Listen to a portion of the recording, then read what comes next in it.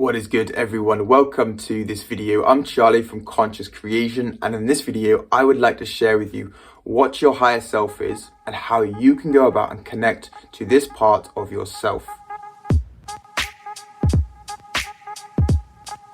So your higher self is a higher energetic part of you that loves you and wants nothing but the best for you. So who would not want to connect to this part of themselves?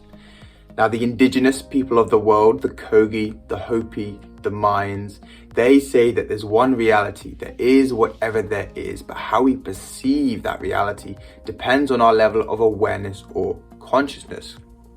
So let's say, for example, you go away one weekend and you have a psychedelic experience and your perspective shifts. How you view things starts to change. Now, this can also happen when you reconnect with your higher self. You can see things in a different way. Now, a good analogy that I like to use for that of your higher self is imagine that you are kayaking down a river. You can see 50 meters in front of you and 50 meters behind you. Now, your higher self is like that of an eagle flying above the river that can see the whole landscape. So if there's a fatal waterfall 500 feet down the river, you can get that impulse from your higher self to get out, take your boat across the jungle and get in somewhere else. Now, what I mean by a different perspective is often when we go into the unknown, into things that are scary for us or things that are uncomfortable, we often retract because it doesn't feel great, because we don't feel like we can control the situation.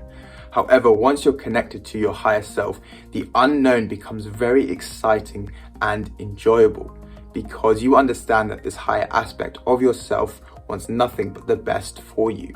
So if it tells you to ring up that friend, or if it tells you to get on that plane and go to that country, even if your logical mind is like, why would I do that? I haven't got the resources. You trust this aspect, you trust the unknown because you understand that it can see the big picture and it's got your best interest at heart. Now, the indigenous people of the world, they believe that in the time of Atlantis, as a collective, we were all connected to our higher self. Then when Atlantis sank and we went through that of the dark ages, is we all disconnected from our higher selves. They could perceive of us, but we could not perceive of them.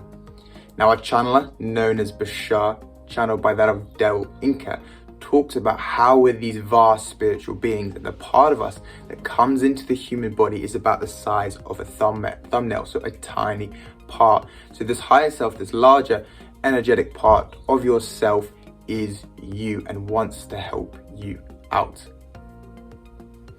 Now, I'm going to talk about something called the Leonardo Sphere, which was created by the famous Leonardo da Vinci, and it's talked about in June Melchizedek's book, that of the Flower of Life.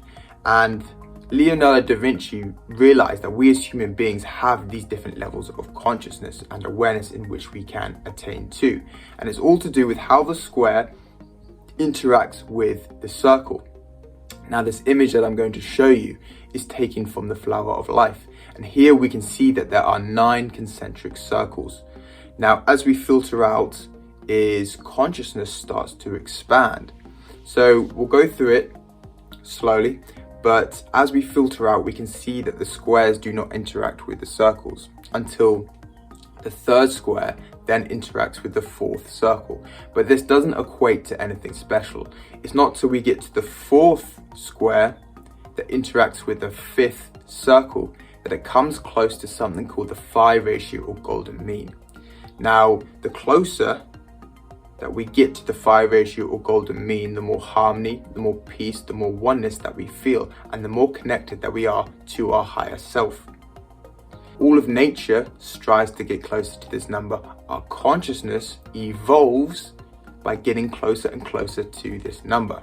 The indigenous say that through this evolutionary process is we have to disconnect from the phi ratio, which is why we experience the dark ages, which is why we experience this separation from our higher self. But we're now entering the time where we're starting to reconnect with our higher selves again. And we can see that the 7th square interacts with the 9th circle, and it gets even closer to the phi ratio than we were before. And I talk about this in my video, that of the Christ consciousness grid, how there are different grids encompassing our planet. And this Christ consciousness grid is helping us to get back to the same level of awareness that we were in Atlantis, and therefore reconnect with our higher selves. So how can we go about and actually connect to our higher selves in a bit more of a practical way? Is we need to learn to quiet our mind. If you ever hear people who go away for a weekend or they go on a retreat and they just spend some time by themselves, is they then get a very clear idea of the next step that they need to take in their life, because they're learning to quiet their mind. Often when we have a lot of unhealed parts within ourselves, is our mind is very active, because this trauma is creating an overactive mind. So as we go on this journey of healing and letting go of these parts of ourselves, certain conditioning experiences that we've had, belief systems, I also talk about this a little bit in my video, that of the pain body, is we're going to find it easier to quiet the mind and therefore connect to our higher self. Now in the book, The Divine Matrix by that of Greg Braden, he talks about that we live in this holographic universe, that we live in a hologram. What a hologram is let's say you got a picture and it's holographic and you cut it 1,000,000 times into fragments. Now within each fragment is the whole. Within yourself is the whole. So as we go within ourselves and we let go of this conditioning, of this belief system, it acts in a fractal nature, starting to expand our consciousness. So I'll give you an example. Let's say you've got a child and they have their imaginary friends. Maybe they're talking to angels and their parents say to them, you've got to grow up, that stuff isn't real. It then becomes part of their belief system. And what's happened? Their consciousness has contracted. And so it's not about relearning, it's kind of letting go of these aspects, and our awareness starts to expand again. I'll give you an example of this. Like for me, along my healing journey, I also did a connecting to my heart meditation for most days for about 2 years. And I started to notice my intuitive impulses, my knowing. I can dissect dreams more effectively. I'll give you an example. So I wanted to do some traveling, to do some work in a different place, and I had to fill out this business application. And I said to myself, you know what, I'll do it in a couple of days. I went to bed that evening and I had such a strong dream of the place that I wanted to go, and it was covered in red with the word action. And I remember waking up with such a strong impulse to fill in that application, and I knew I had to do it then. So I did that, and the very next day is the application's closed for 2 months. So my application was still able to be processed, but you can no longer apply for 2 months. And I now understand that it was my higher self seeing the big picture saying, do this now. There's a really good quote which I think relates to connecting to your higher self, which I'll put here.